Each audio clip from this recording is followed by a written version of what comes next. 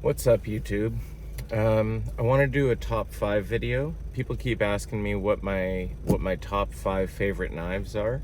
It's really hard for me to narrow that down. I have a lot of knives, and my top 5 probably changes every day. Top 10 would be a lot easier, and I'll make that video coming up. But it's really hard for me to narrow it down to my top 5 because my idea of what my favorite is changes like on a daily basis. I'm gonna start with a runner-up because I have to. I just recently picked up this K-bar fixed blade, and despite the fact that I'm more of a folding knife guy, this knife is definitely attached to my belt pretty much every day for like the last 4 or 5 days since I bought it. I love this knife. It is so basic, but it is just it's a pleasure to carry. Normally, again, not a fixed blade guy, but this knife is fantastic. It needs to be sharper. It didn't come like razor sharp from the factory, but it still cuts through zip ties and everything else I need it to. It's just a great knife. It's by K-bar. Each one of these is forged from a wrench. They leave in a bunch of the forging hammer marks and everything, and it already looks like you know, a knife someone's been carrying for quite a while. It just gives it that, like, I don't know, like a used look. So scratches and everything aren't a big deal because it already looks like you've been carrying it for 10 years or whatever. Anyway, I don't know. Runner-up, I really like this knife. I think I'm gonna start carrying fixed blades a lot more. You know, aside from the fact that if for whatever reason I get searched by the cops, it's a lot easier to explain this than something they can try to tell me is a prohibited weapon or something of that nature. Anyway, so runner-up is the K-bar wrench knife. The top 5 is in no, like, it's not from 1 to 5. It's not from 5 to 1. It's just, these are my top 5.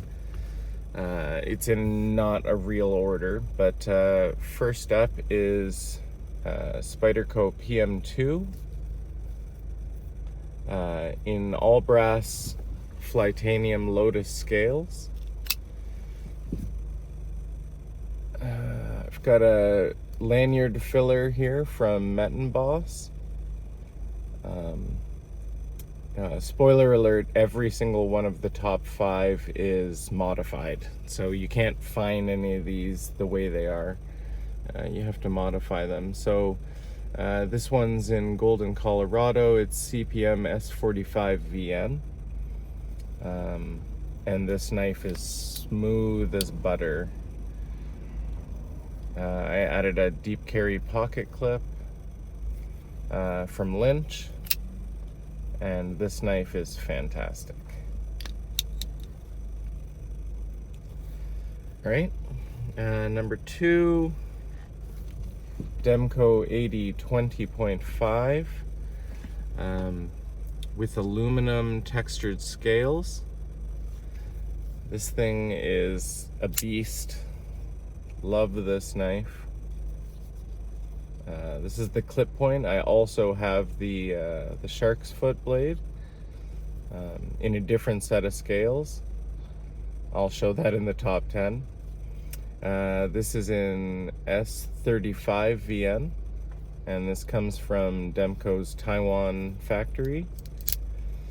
Yeah, this knife is a pleasure to carry as well. I love these aluminum scales. They are absolutely beautiful. Okay, number 3, another Spyderco. This is Spyderco Smock in brass Flytanium scales. It's also got a lanyard filler from Met & Boss. This is, you know, it's not in an order, but this is my favorite knife. I've made a bunch of videos of it before. This is nicknamed Willie Knifes, and this thing is in my pocket most of the time. This is in S30V. You know, oh, well, the steel on the blades of every one of these top 5 is all powder formed. Super steels, amazing. But this knife would be, the 5's not in an order, but this is probably always going to be number 1. I love this knife. It just, it takes up no space in your pocket despite its weight because of the brass. But this knife is just very low profile, especially with the deep carry pocket clip, and it just, like, it's a pleasure to carry. I love this knife to death. Number 4 is a Spyderco as well. This is my most expensive knife. People are always weirded out when I say that, because it at first glance looks kind of boring, but this is full black zirconium back spacer, titanium deep carry pocket clip. You know, the Shaman is already not a budget knife. It's not cheap. And then when you dress it up with full black zirconium, not only does it weigh a ton, but it costs a ton. I would do it again. I love this knife. This knife is fantastic. This is in S30V. Yeah, I love this knife. The last knife on my list is the only ZT that I own. If you follow my channel, you've seen this knife a million times before. It's a ZT0562 that I heat anodized myself. Out of the few knives that I've heat anodized, this one definitely came out the absolute best. As you can see, it just came out beautifully, and I love this knife to death. ZT's really disappointed me. They haven't come out with a new knife that I really like in a long time. I don't know if they're ever going to get back to this. They should do some other collaborations with Hinderer, because this is a fantastic knife. ZT really needs to step up, but this knife will never get old. You know, if I had the money, I would buy a second one tomorrow, because this knife is fantastic.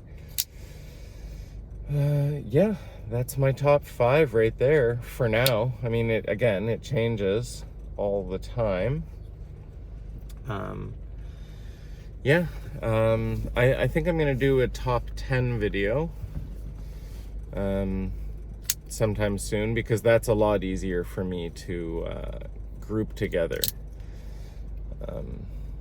Yeah, but that's it. And the Runnerup, honestly, man, if any of you don't normally carry a fixed blade, go check this knife out.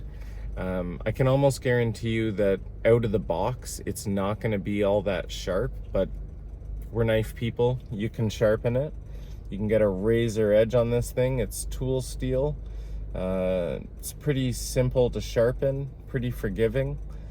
Not chippy or anything like that, but yeah, this for a fixed blade, this thing is great. The sheath that it comes with, at first I didn't really get it, you know, because a lot of the time sheaths have a clip on one side or the other that you clip onto your belt.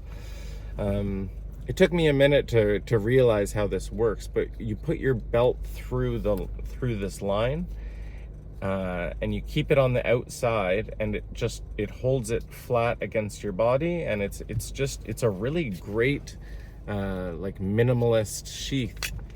It's pretty fantastic. But the knife itself is so simple and just such a great little carry.